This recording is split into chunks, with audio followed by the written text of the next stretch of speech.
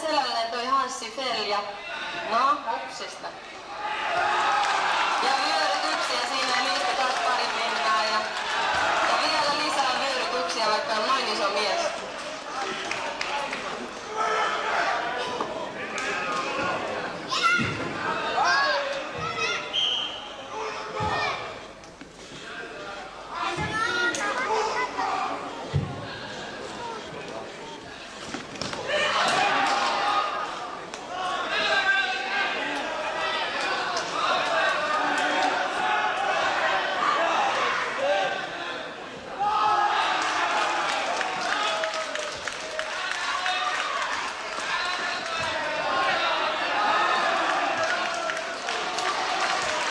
No niin, ja nyt kastui sitten Hans Jokeli, eli tämmönen oli tää painiottelu.